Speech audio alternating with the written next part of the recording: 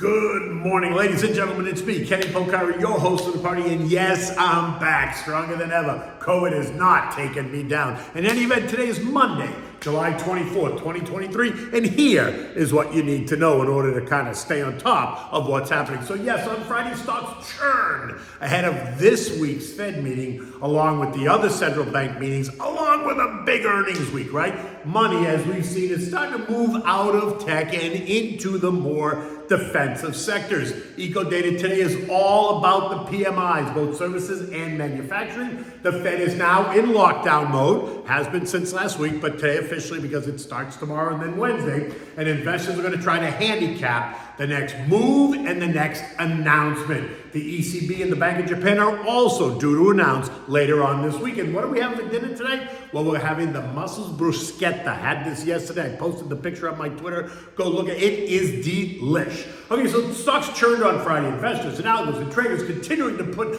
some pressure on tech, which should be no surprise, quite honestly, right? Since it's up about 38% on the year, and taking that money and redeploying it into a broader range of names that are expected to benefit in the second half of the year. The Dow gaining 2 points, the S&P gained 1.5 points, the Nasdaq lost 30, the Russell gave back 7, and the transports lost 38 points.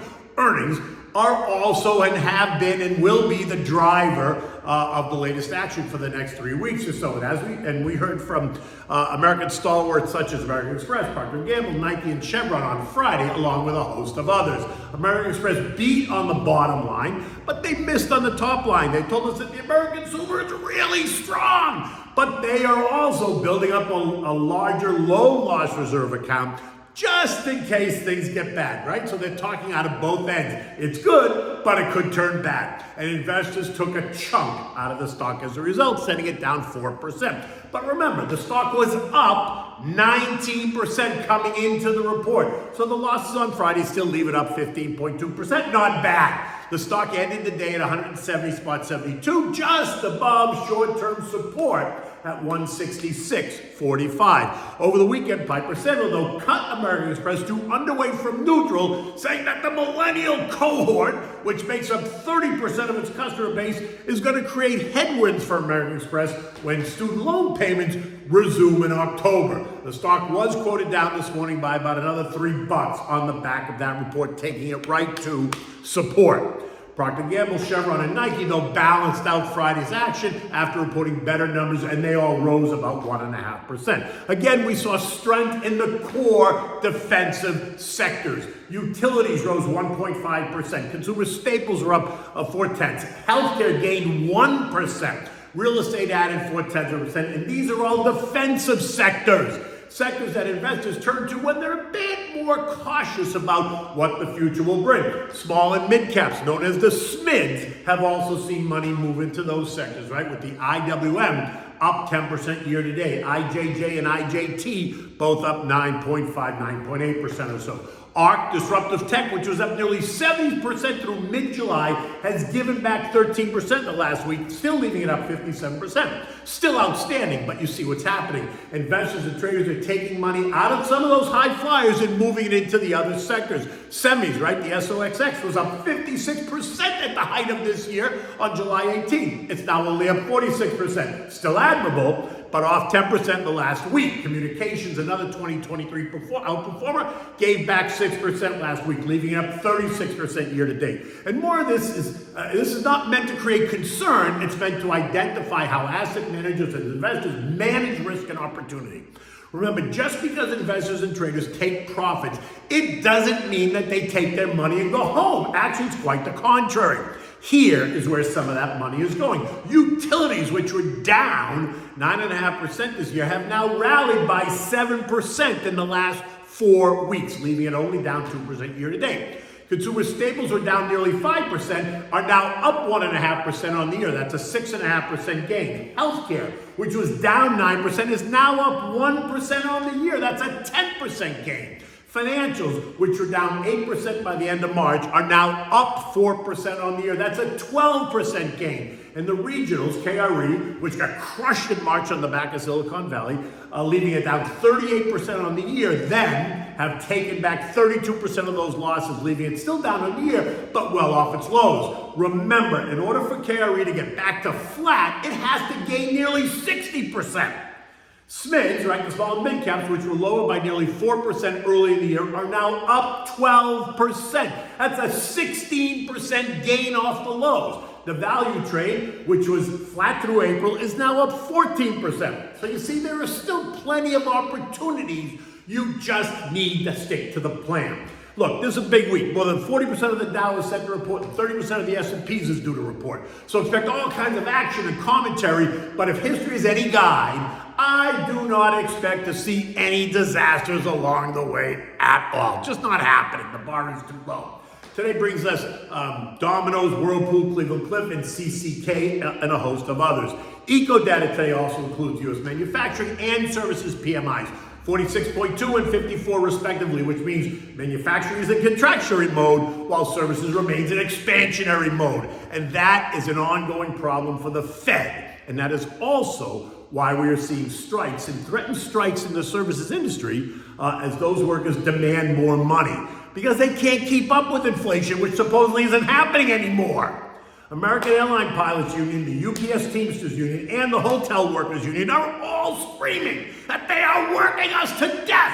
We want more money and better benefits, and that, my friends, will cause the sticky part of wage inflation to remain sticky.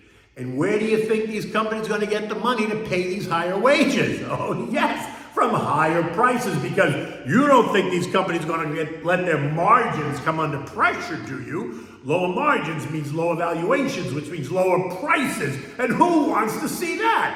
Not anyone in the C-suite that gets compensated, by the way, on stock performance. So just think about that for one moment. Now, the pilots union, they have a contract. American Airlines has raised a proposal to $9 billion in incremental compensation and benefits, but the union hasn't ratified it yet. They need to read between all the lines. UPS is back at the drawing board and has yet to come to a deal. And the hotel workers, they are still screaming. Now, I expect at least there's going to be a last-minute deal by the Teamsters for UPS. But they are holding the company hostage. Just think about what a strike by UPS workers is going to mean, if even only for a day or two. But let's not kid ourselves. The Teamsters have the C-suite by the balls. It's just a matter of how long it takes the C-suite to scream uncle. It's also a big central bank week, right? We have the Fed to announce on Wednesday, the ECB on Thursday, the BoJ on Friday. Now, we all know what's about to happen. The Fed is going to raise by 25 basis points and leave the door wide open, but suggest that maybe they won't do anything in September, or maybe they will. Right? The ECB is expected to raise rates by 25 basis points, but she could always surprise to the upside. Christine has made that very clear. And the Bank of Japan, well, they're going to do what they're going to do. In my opinion, that's not a real market mover for the U.S. or Europe. U.S. futures this morning were up. Dow futures up 40, S&Ps were up 8, the NASDAQ up 40, and the Russell's up 3. Besides the earnings, expect all kinds of speculation about what the Fed is going to do. The opinions run the gamut. Some saying they're going to raise and remain hawkish, while the other side says they're going to raise and become dovish. The answer clearly lies somewhere in the middle. I'm in the raise and leave the door open to at least one more hike in September. But to be fair, much of that is going to be determined by what we hear out of the PCE this week, which is the Fed's favorite inflation gauge, and the August and September CPI, PPIs, and PCE reports. So there's lots of data still to come. European markets are all a bit lower this morning, not huge, but lower. Flash Eurozone PMI figures showed a decline in manufacturing and services, falling to an 8-month low of 48.9. In addition, it's a big week for earnings across the continent, so expect to hear more data points on individual companies this week and actually for the next 3 weeks. Treasuries are holding steady, right, as we await the Fed announcement on Wednesday. The 10-year Treasury yields remain at 3.83%. The 2 years yielding 4.83%. The shorter duration 3-month and 6-month bills are yielding 5.4 and 5.49%. Oil bounced off a trend line support last week at 75.30, and this morning is trading at 77.54 a barrel. Talk of more Chinese stimulus to assist their economy is what is driving the action. And don't tell me that you are surprised. How can you be surprised? And remember, all the announced Saudi production cuts are starting to impact the market, and you know what that means. And you know that the Saudis want to see oil at $80 a barrel before they stop threatening more cuts. How much oil, I have to ask, how much oil did we buy for the SPR when oil was trading down at $65 a barrel? I didn't think so. So now we remain in the $75.30, $81 trading range for oil. The dollar index is trading at 101.10, while gold is holding steady at 2007. The S&P ended the day on Friday at 45.36, up 2 points. We're in this tighter 4,400, 4,600 trading range, but trendline support is really down at 43.30, right? Just FYI, a move there would represent a 4% move down, which is well within the normal trading range. In fact, we could move as low as 4,000 and still be within the 10% trading band. My sense is that the Fed is going to announce a hike and leave the door open, and that's going to cause a little bit of a pullback, so I'm being patient with new money. I want to wait and see what happens and how investors react.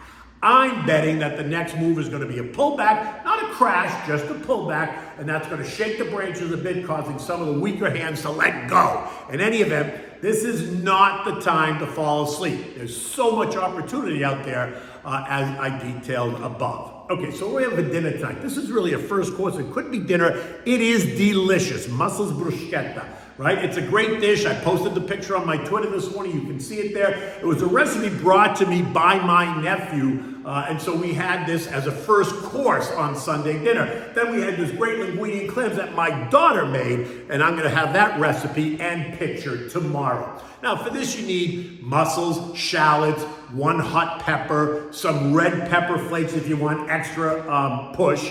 You need garlic, white wine, salt and pepper, diced Roma tomatoes, parsley, and a French baguette and some butter.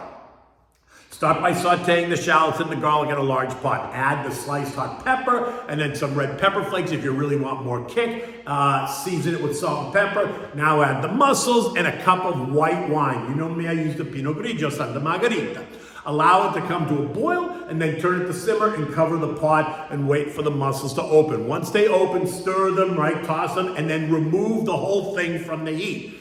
Take the mussels out of the pot, leaving the juice, and then remove the mussel from the shell. Put all the mussels in a bowl and discard the shells, right? Now go back to the pot, turn the heat to medium. Let it reduce just a bit. Now you're gonna add the diced Roma tomatoes and you're gonna saute just until the tomatoes are softened a bit. Then add the parsley, stir it, remove it from the heat, and leave it covered. Now go back to your baguette. You wanna slice the baguette into nice sized pieces. Drizzle it with some olive oil and maybe a slab of butter. Put it under the broiler and toast the bread.